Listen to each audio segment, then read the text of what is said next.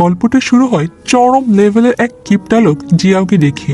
ঘুম থেকে উঠে সে তখন দেখতে পায় যে তার টুথপেস্টে পেস্ট নেই। সে তখন রুটি বেলার একটা বেলনা দিয়ে টুথপেস্ট থেকে পেস্ট বের করে ব্রাশটা করে নেয়। মানে সে এই টুথপেস্টটাকে আরো মিনিমাম 1 সপ্তাহ চালিয়ে দেবে। যাই হোক, এরপর ওয়াশরুমে গিয়ে সে হালকা করে পানির ট্যাপটা ছাড়ে, যাতে করে পানির কোনো বিলই না ওঠে। আর এইগুলো দেখে তোমরা তো বুঝতেই পারছো সে আসলে কোন লেভেলের কিপটা। তবে এইসব বুদ্ধি কিন্তু সে তার ফ্যামিলি থেকেই পেয়েছে। মানে জিয়াওর মাও এইরকম কিপটা ছিল। তার মাই তাকে এই সবকিছু শিখিয়েছে, কিভাবে একটা টিস্যুকে টুকরো টুকরো করে অনেকদিন পর্যন্ত ব্যবহার করা যায়, আর কয়েকটা আগরবাতি ভেঙে কিভাবে তাদের পূর্বপুরুষদের অনেকদিন পর্যন্ত প্রার্থনা করা যায়। সে আসলে প্রতিদিন অফিসে যাওয়ার আগে হিসাব করতে থাকে তার অ্যাকাউন্টে কত টাকা আছে। সে সব সময় স্বপ্ন দেখত একদিন সে বিলিয়নিয়ার হবে আর অনেক বড় একটা ফ্ল্যাট কিনবে। কিন্তু এখন তার অ্যাকাউন্টে আছে 8 লাখ টাকা। তাই সে চিন্তা করে যে আরো বেশি বেশি কিপটামি করে যে কোনোভাবে 10 লাখ টাকা তাকে পূরণ করতে হবে।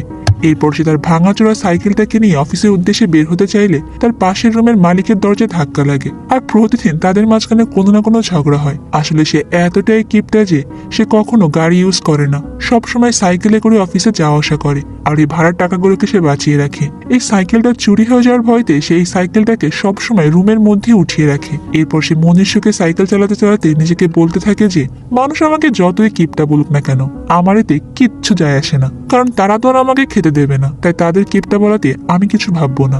এইসব ভাবতে ভাবতে সে তার পকেট থেকে একটা মেয়াদ উত্তীর্ণ জুস খেতে খেতে পাশের একটা রেস্টুরেন্টে যায়। ওই রেস্টুরেন্টের মালিক খুব ভালো করেই জানে সে প্রতিদিন কি খাবার খায়। একটা ডিম আর 2টা পাউরুটি, এটাই তার রেগুলার খাবার। আর যদি কোনোদিন সময়ের অভাবে না খেতে পারে তাহলে সেটা পলিথিনে করে অফিসে নিয়ে যায়। তাড়াতাড়ি খাওয়ার সময় যদি কোনোভাবে খাবার তার গলায় বেঁধে যায়, সেই জন্য কিন্তু সে কখনো পানি কিনে খায় না, বরং ওই যে মেয়াদ উত্তীর্ণ যে দুধটা খাচ্ছে ওটা দিয়েই কাজটা সেরে নেয়। দোকানদার তখন খেয়াল করে যে সে যে দুধটা খাচ্ছে ওটার মেয়াদ অনেকদিন আগেই শেষ হয়ে গিয়েছে। যেও তার সমস্ত কেনাকাটা সবসময় কুপন কার্ড ইউজ করে যেসব প্রোডাক্টের মেয়াদ মাত্র অল্প কয়েকদিন আছে সে ওগুলোকে অনেক কম টাকা দিয়ে কিনে নেয়। আর এই অফারের প্রোডাক্টগুলো যাতে সে সবার আগে পায়, এই জন্য সকাল সকাল অফিসে যাওয়ার আগে সে কেনাকাটাটা সেরে ফেলে। এরপর ওইগুলো নিয়ে সে অফিসে যায়। এর কিছুক্ষণ পর অফিসের বস তাকে ডেকে নিয়ে 2টা প্রোডাক্ট দিয়ে বলে যে একজনের বাসায় পৌঁছে দিয়ে আসো। তখন সে ওইগুলো পৌঁছে দেওয়ার জন্য লিফটে গিয়ে ওঠে। আর একটা ছোট্ট বাচ্চা এরপর খেলনা বন্দুক দিয়ে তাকে গুলি করে। আর জিয়াও সঙ্গে সঙ্গে লিফটের মধ্যে মরার মতো ভান করে পড়ে থাকে। কিন্তু অনেকক্ষণ পর সে যখন আর না ওঠে তখন এই বাচ্চাটার মা তো ইমার্জেন্সি নাম্বারে কল করে অসুস্থ জিয়াওকে একটা হাসপাতালে নিয়ে আসে। অনেক পরীক্ষা নিরীক্ষা করার পর রিপোর্ট আসে যে জিয়াওর আসলে ব্রেন টিউমার হয়েছে। ডাক্তার তখন তাকে বলে যে প্রতিদিন আপনার টিউমার 2 সেন্টিমিটার করে বাড়ছে। কিন্তু জিয়াও তখন অনেক কনফিডেন্টের সঙ্গে ডাক্তারকে বলে যে হয়তো আপনাদের রিপোর্টে কোনো ভুল আছে। এটা শুনে ডাক্তার বলে যে আপনার যদি সন্দেহ থাকে তাহলে চাইলে আপনি অন্য একটা হাসপাতালে গিয়ে টেস্ট করিয়ে দেখতে পারেন। এরপর সে চলে যায় অন্য একটা হাসপাতালে। কিন্তু তখন ওখানকার ডাক্তার বলে যে এই টেস্টের জন্য আপনাকে 1500 টাকা দিতে হবে। কিন্তু সে আগের হাসপাতালের টেস্টটা মাত্র 1350 টাকা দিয়ে করেছে।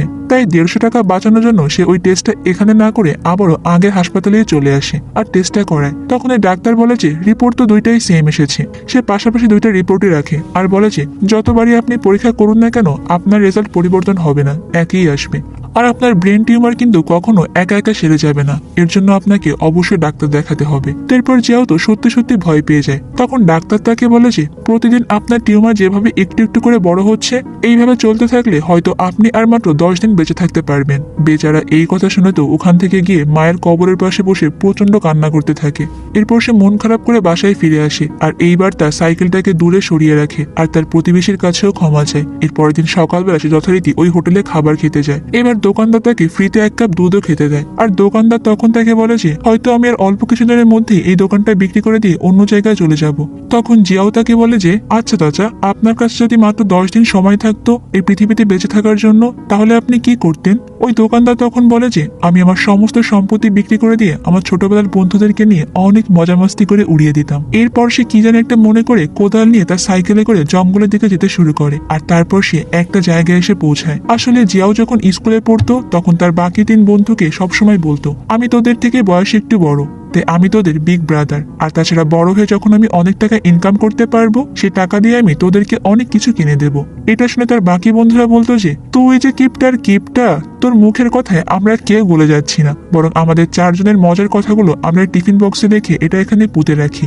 এরপর ভবিষ্যতে দেখবো তুই আমাদের মনের আশা পূরণ করিস কিনা। তো এরপর তারা সবাই তাদের মনের ইচ্ছাগুলোকে লিখে একটা টিফিন বক্সে রেখে সেটাকে মাটি চাপা দিয়ে দেয়। আর আজকে এত বছর পর জিয়াও এসে মাটি খুঁড়ে ওই টিফিন বক্সটা বের করে ওখানে থাকা চিরকুটগুলো সে পড়তে থাকে। তার এক বন্ধু চেয়েছিল সে বড় হয়ে কার রেসার হবে, আর একজন হবে মার্শাল আর্ট মাস্টার, অন্যজন চেয়েছিল তার ভাইদের খেয়াল রাখবে। আর তারা চার বন্ধু এইভাবে শপথ করেছিল যে একদিন না একদিন তাদের মনের আশা তারা অবশ্যই পূরণ করবে। তখন জিয়াও মনে মনে বলে যে এখন সে সময়টা এসেছে, এবার আমি আমার বন্ধুদের সমস্ত মনের আশাই পূরণ করব। এরপর সে বিদ্যুতের গতিতে সাইকেল চালিয়ে সোজা অফিসে গিয়ে বসের মুখের সামনে তো চাকরি ছেড়ে দিয়ে চলে আসে। আর তারপর সে তার বাড়িটা 2 লাখ টাকায় বিক্রি করে দেয়। এখন তার কাছে 1 মিলিয়ন টাকা আছে। সে মনে মনে ঠিক করে নেয় যে যেহেতু সে আর মাত্র 10 দিন বেঁচে থাকবে, তাই সেই টাকা দিয়ে তার বন্ধুদের সমস্ত স্বপ্নগুলোই পূরণ করবে আর তাদের সঙ্গে মজা করে এই 10টা দিন কাটিয়ে দেবে। এর পরের দিন সকালবেলায় জিয়াও চলে যায় তার এক বন্ধুর সঙ্গে দেখা করতে। আসলে তার এই বন্ধু এখন কোনো কাজ করে না, বরং বইয়ের পয়সায় চলে। এতদিন পর জিয়াও তাকে এই অবস্থায় দেখে বলে যে, ছোটবেলায় তো তুই আমাদের খুবই বলতি যে মেয়ে মানুষের পেছনে ঘোরার আবার কি আছে, বরং মেয়ে মানুষরা আমাদের পেছনে ঘুরবে, কিন্তু এখন তো তুই সবসময় বউয়ের আঁচল ধরেই থাকিস। আর এইসব বলে জিয়াও তার এই বন্ধুর সঙ্গে অনেক মজা করতে থাকে। কিন্তু তখন তার বন্ধু তাকে বলে যে, কিরে তুই তো নিশ্চয়ই আমার কাছে টাকা ধার চাইতে এসেছিস তাই না? জিয়াও তখন বলে যে, আরে না রে ভাই, অনেক ইম্পর্টেন্ট একটা বিষয়ে কথা বলার জন্যই আমি তোর কাছে এসেছি। এরপর তারা দুই বন্ধু মিলে তার আরেকজন বন্ধুর সঙ্গে দেখা করতে আসে। আসলে যার স্বপ্ন ছিল সে বড় হয়ে একজন মার্শাল আর্ট আর্টিস্ট হবে, কিন্তু ভাগ্যের নির্মম পরিহাসে সে এখন বক্সিং খেলার ওখানে একজন গার্ড হিসেবেই কাজ করে। তার বন্ধু ডালি একবার শাওলিন টেম্পল দেখতে যেতে চেয়েছিল, কিন্তু বড় হওয়ার সঙ্গে সঙ্গে তার সেই স্বপ্ন আর কখনোই পূরণ হয়নি। এরপর তারা তিনজন মিলে চলে যায় তার বাকি বন্ধুর সঙ্গে দেখা করতে, যে আসলে ছোটবেলায় একজন কার রেসার হতে চেয়েছিল, কিন্তু ভাগ্যের নির্মম পরিহাসে সে এখন পার্কে বাচ্চাদের গাড়ি চালায়। আর এরপর তারা সব বন্ধুরা মিলে একটা রেস্টুরেন্টে গিয়ে ভালো ভালো খাবার অর্ডার করে। আর তার যে ব্রেন টিউমারটা হয়েছে এটা সে সবার সঙ্গেই শেয়ার করে। তখন তার বন্ধুরা বলেছে, আরে তোর কাছে তো অনেক টাকা আছে, তুই টাকা দিয়ে ভালো করে চিকিৎসা করা, তাহলে দেখবি অবশ্যই সুস্থ হয়ে যাবি। কিন্তু জিয়াও তখন বলে যে, আরে না, আমি ভালো ডাক্তার দেখিয়েছি, আমার মনে হয় আমার আর বাঁচার চান্স নেই। ডাক্তার আমাকে বলে দিয়েছে আমার হাতে আর মাত্র 10 দিন সময় আছে, তাই আমি চাই জীবনের শেষ দিনগুলো তোদের সঙ্গেই কাটাতে, আর এটাই হলো আমার জীবনের শেষ ইচ্ছা। আর যদি তোরা আমার এই ইচ্ছাগুলোকে পূরণ করতে চাস, তাহলে ছোটবেলায় আমরা যেখানে প্রতিজ্ঞা করেছিলাম কাল সবাই তোরা সেখানে আমার সঙ্গে দেখা করবি।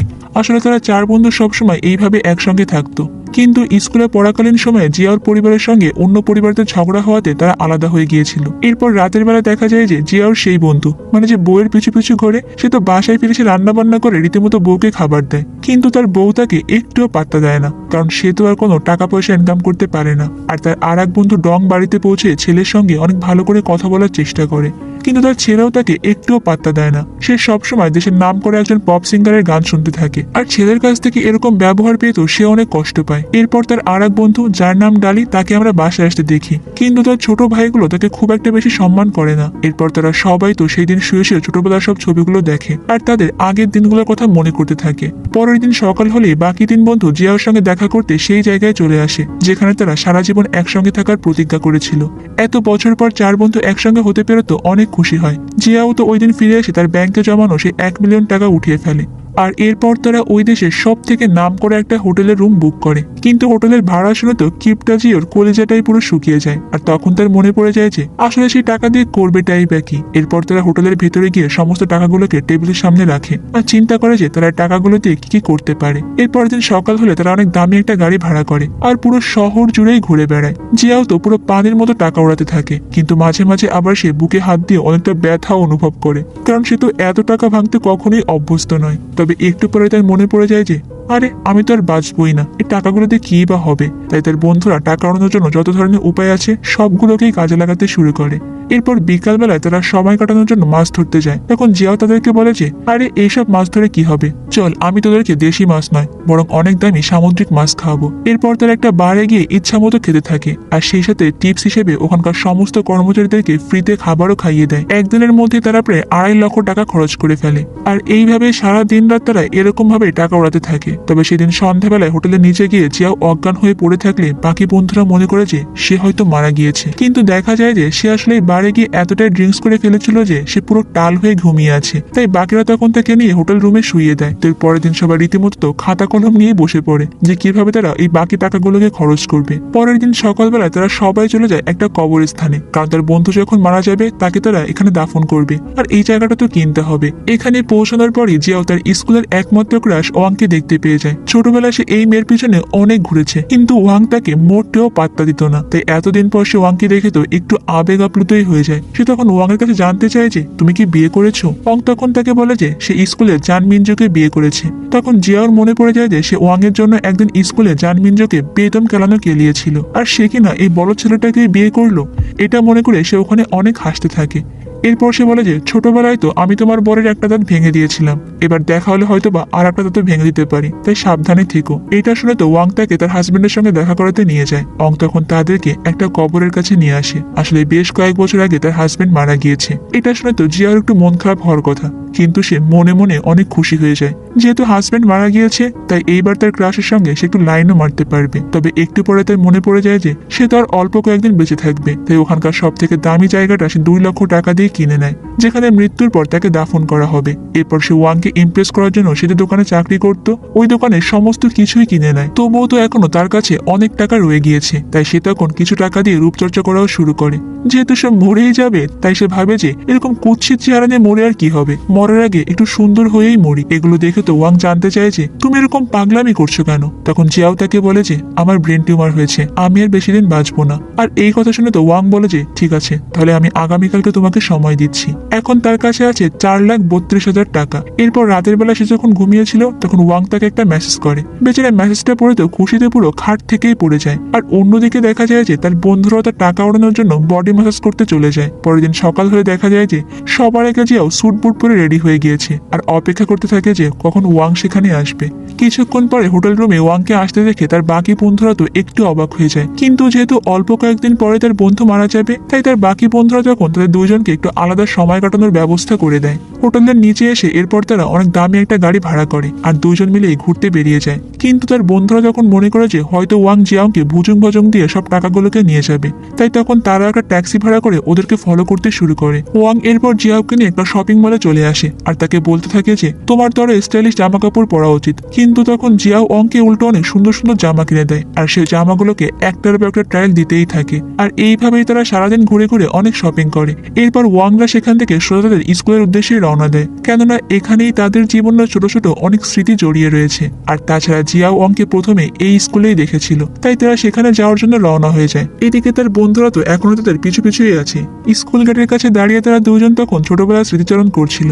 আর এরপরই তখন সেখানে একটা টাকলা গুন্ডা চলে আসে আর ওয়াংয়ের কাছে টাকা চায়। আসলে ওয়াংয়ের হাজবেন্ড মারা যাওয়ার আগে এই লোকটার কাছ থেকে অনেক টাকা ধার নিয়েছিল, কিন্তু সে টাকা ফেরত না দিয়েই মারা গিয়েছে। তাই টাকার জন্য এই লোকটা অনেক উল্টাপাল্টা কথা ওয়াংকে বলতে থাকে। জিয়াও তখন ওয়াংয়ের সামনে নিজেকে হিরো প্রমাণ করার জন্য লোকটাকে বাধা দিতে যায় আর ততক্ষণে তার বন্ধুরাও ওখানে চলে আসে, কিন্তু তারা দূর থেকে লুকিয়ে লুকিয়ে এইসব ঘটনাগুলোকেই দেখছিল। জিয়াও তখন ওই লোকটাকে বলে যে ভালোই ভালো এখান থেকে চলে যা, না হলে কিন্তু তোকে একদম উচিত শিক্ষা দিয়ে দেবো। তখন লোকটা হাসতে হাসতে বলে যে তুই আবার কে, আর তোকে কি আমি ভয় পাই নাকি? সে আসছে আমাকে আবার উচিত শিক্ষা দিতে। আমার সঙ্গে কত লোক আছে তোর কোনো আইডিয়া আছে? এটা শুনে জিয়াও বলে যে তাহলে তো তোমাকে অন্যভাবে সাইজ করতে হবে। আর এটা শুনে আবার ওই লোকটা জিজ্ঞাসা করে যে কি করবি তুই আমাকে? এই কথা বলার সঙ্গে সঙ্গে তো তারা দুজন সেখানে 1 2 3 বলে দৌড়ে পালিয়ে যায়। ওই গুন্ডাগুলো তখন তাদের পেছনে পেছনে দৌড়াতে থাকে আর তখন জিয়ার বাকি 3 বন্ধু তাদেরকে ফলো করে পেছন পেছনে যাচ্ছিল। তবে কিছুক্ষণ পর ওয়াং সেখান থেকে আলাদা হয়ে অন্য একটা রাস্তায় চলে যায় আর জিয়াওর সঙ্গে তার বাকি 3 বন্ধু দেখা হয়ে যায়। তবে ওয়াং তো আর দৌড়াতে না পারে একটা গাছের উপর উঠেই বসে থাকে। তখন এই গুন্ডাগুলো গাছের নিচে দাঁড়িয়ে বলতে থাকে যে দেখি কতক্ষণ তুমি উপরে থাকতে পারো, আর টাকা না নিয়ে আজকে আমরা এখান থেকে কোথাও যাচ্ছি না।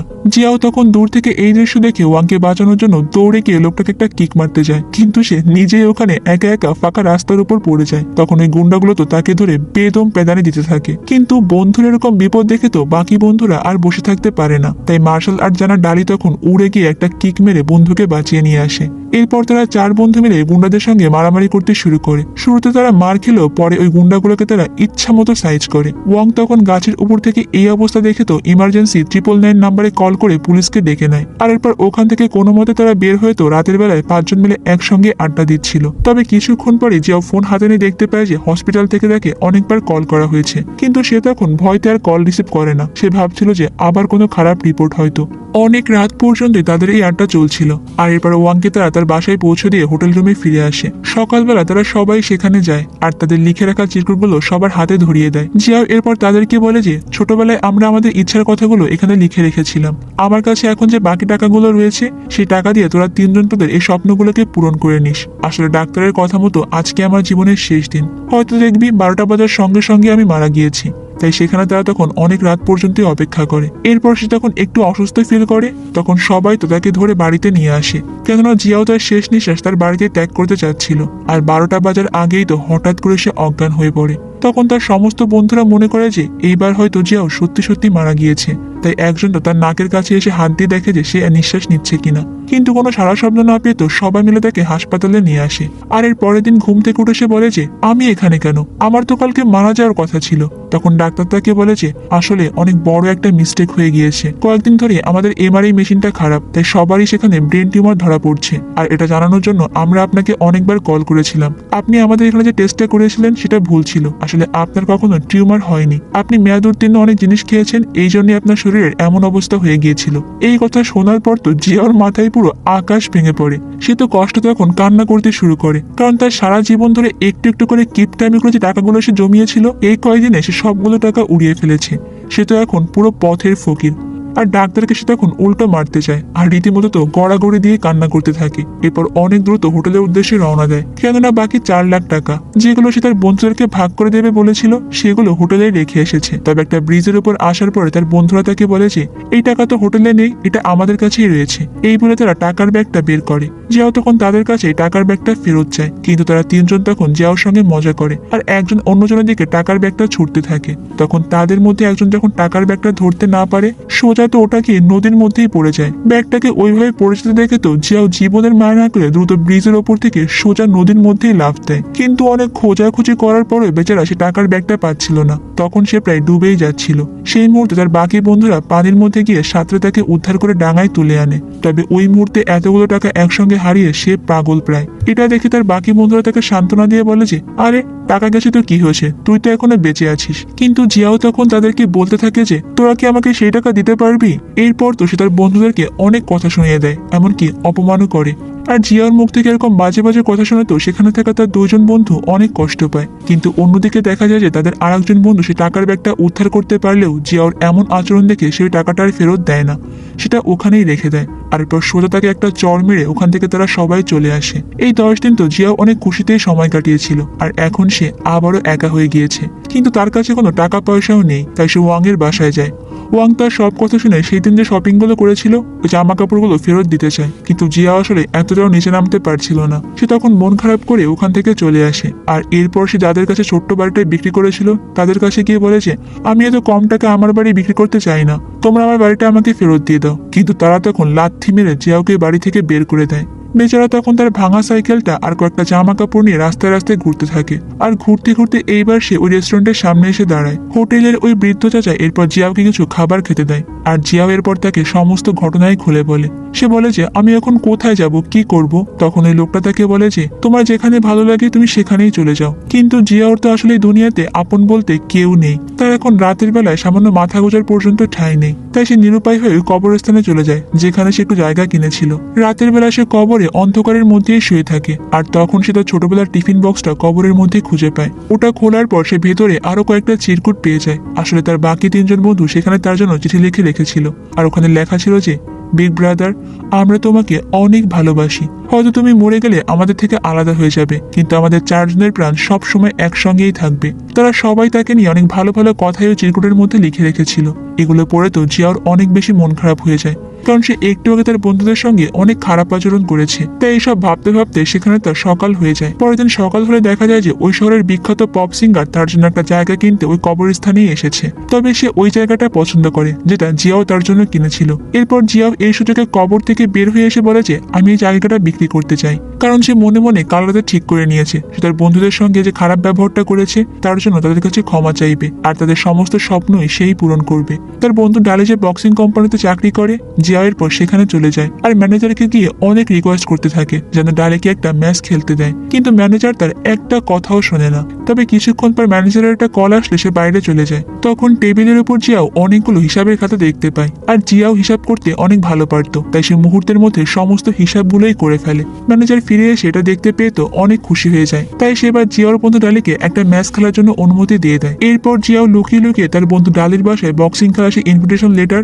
এবং বক্সিং কিট সবই পাঠিয়ে দেয়। এরপর সেই পপ সিঙ্গারকে রাজি করিয়ে তার এক বন্ধু ছেলের সঙ্গে দেখা করার ব্যবস্থা করে দেয়, এমনকি তার আর এক বন্ধুর ওয়াইফের সঙ্গে যে ঝামেলা ছিল সেটাও ঠিক করে দেয়। আর এর পরের দিন শুরু হয়ে যায় ডালির বক্সিং ম্যাচ। শুরুতে তো ডালি অনেক মার খাচ্ছিল, কিন্তু লাস্টে গিয়ে সে জিতে যায়। আর অন্যদিকে তার আর এক বন্ধুর ছেলে সে পপ সিঙ্গারের সঙ্গে গান গাইতে পেরে অনেক খুশি হয়ে যায়। আর এইভাবেই সবার আড়ালে থেকে সমস্ত বন্ধুদেরকে সাহায্য করতে থাকে। আর রাতের বেলায় সে রেস্টুরেন্টে ঘুমাতে আসে। তবে কিছুক্ষণ পর তার সমস্ত বন্ধুরা একসঙ্গে সেখানে এসে তাকে চমকে দেয়। তখন তারা সবাই তাকে বলে যে আজকে থেকে রেস্টুরেন্টের মালিক হলো তুই, কেননা সেই দিন ওই টাকাগুলোকে নদী থেকে উদ্ধার করে আমরা আমাদের কাছেই রেখে দিয়েছিলাম, আর এই টাকা দিয়ে তোকে আজকে আমরা একটা রেস্টুরেন্ট কিনে দিলাম। এবার জিয়াও বুঝতে পারে যে জীবন আসলে টাকা ইনকাম করাই সবকিছু নয়, কাছের মানুষগুলোর সঙ্গে খুশিতে থাকতে পারাটাই হলো জীবনের আসল উদ্দেশ্য।